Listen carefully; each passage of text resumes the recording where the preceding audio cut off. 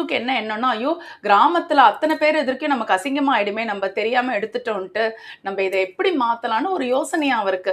அவருடைய சமையல்காரர்கள் 2-3 பேரை கூப்பிட்டாருங்களாம். கூப்பிட்டு பிரமாதமான விருந்து செஞ்சாருங்களாம். என்னெல்லாம் சமைச்சாருன்னா, கோழி குருமா, ஆட்டுப்பாயா, நண்டு வறுவல், எறா வறுவல், சொரா புட்டு, சங்கரா மீன் குழம்பு, இந்த மாதிரி பல வகையான விருந்த வச்சுட்டாருங்களாம். கிராமத்து மக்கள் சந்துரு வீட்டு வாசல்ல போய் நின்னுட்டாங்களாம். சந்துருக்கு உடனே என்ன செய்யறதுன்னு புரியாம வாங்க வாங்க வாங்கன்னு வரவேற்றாருங்களாம். எல்லாரும் உட்காருங்கன்னு சொல்லி அவங்கள உட்கார வச்சு தண்ணி கொடுத்தாருங்களாம். கொடுத்த உடனே உங்களை தான் நான் பார்க்க வந்துகிட்டே இருக்கிறேன், உங்க எல்லாருக்கும் இன்னைக்கு ஒரு விருந்து கொடுக்கலான்னு எனக்கு ஒரு எண்ணம், சமையல்காரங்க பிரமாதமான சமையல் பண்ணியிருக்கிறாங்க வாங்கன்னு சொல்லிட்டு விருந்து உபசரிக்க ஆரம்பிச்சுட்டாருங்களாம். அவங்கள ஒரு இடத்துல உட்கார வச்சு வந்த கிராமத்து ஜனங்களுக்கு நாக்குல தண்ணி ஊற ஆரம்பிச்சதுங்களாம், வாசம் மூக்கு அடைச்சதுங்களாம்.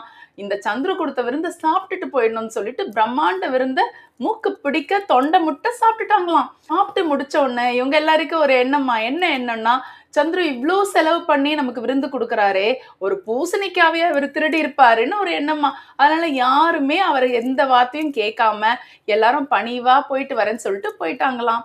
ரகுக்கு பெரிய ஏமாற்றம்மா. குட்டி பழமொழி கதையில இருந்து ஒரு பழமொழி வெளியே வந்துச்சுங்க. முழு பூசணிக்காவை சோத்துல மறைச்சான் அப்படின்னு சொல்லிட்டு. தப்பு பண்றவங்க மாட்டிக்காம இருக்கிறதுக்கு சில விஷயங்களை மறைச்சு பண்ணுவாங்களாம். அததான் முழு பூசணிக்காய் சோத்துல மறைக்கிறான் அப்படின்னு சொல்லுவாங்க. என்னங்க, இன்னைக்கு உங்க எல்லாருக்கும் இந்த பழமொழி கதை பிடிச்சிருக்கோன்னு நினைக்கிறேன். அடுத்த குட்டி கதையில உங்களை சந்திக்கிறேன். நன்றி, வணக்கம்.